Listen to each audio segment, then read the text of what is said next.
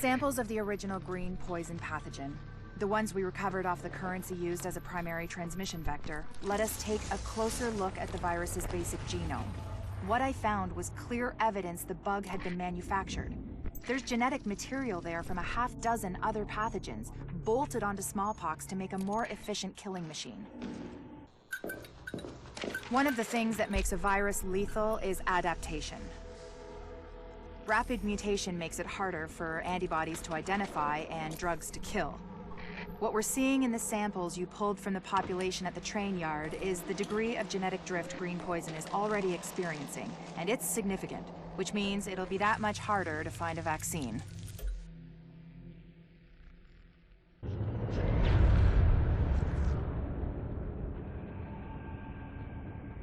What you're looking at is the smallpox virus.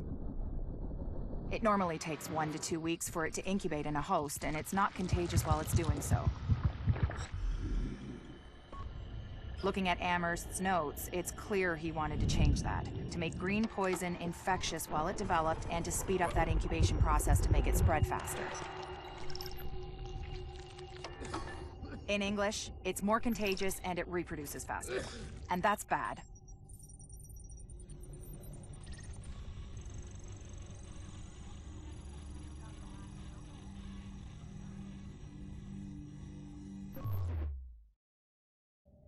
We've got confirmation that green poison wasn't bred.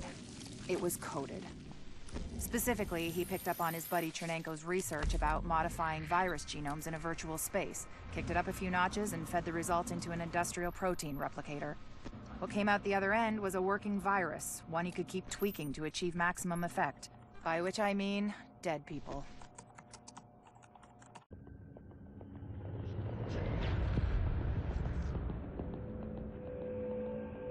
What you're looking at is the smallpox virus, one of the deadliest pathogens on the planet. For centuries, it did a wonderful job of helping keep the human population in check. But times change, and sometimes Mother Nature needs a hand in improving her creations.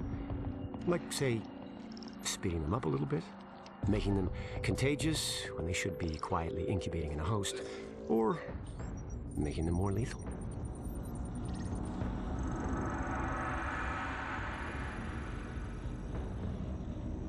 I didn't come up with the approach on my own. My friend Vitaly is one of the pioneers in the field, and the idea has been around for years. Genome as data. You see, once we digitized DNA, we made it infinitely mutable. We could do 1,000 virtual variations in the time it used to take to grow a 1 lab-grade generation of pathogens. And we could pick the best, most lethal combinations and make them real. That's how you make a killer virus, you see. Mix in genetic code from other diseases, and you move the sliders all the way up on lethality and virulence. The goal was a 90% mortality rate. I'm not sure my green poison is going to quite hit that, but honestly, that's just details. As long as most of humanity goes, the Earth stands a fighting chance. Technically, technology is what's killing the planet. But that's not really the case. It's the greed that drives the technology. But a funny thing happened on the way to $100 genome maps and 3D printed plastic toys. Someone figured out those technologies could be repurposed, modified for the greater good. Me. Now, my virus is going to do what nature's always done. Decide who lives and who dies. And if nature decides I die, then I die. If nothing else, I'll have a lot of company. Natural selection at its finest. Helped along by a little unnatural genetic manipulation. It's all data, really. Life's just a method of processing it. The same way I processed the smallpox genome on my laptop. And who's to say that wasn't the plan all along? If, by some miracle, you survive green poison, then nature's decided you deserve to live.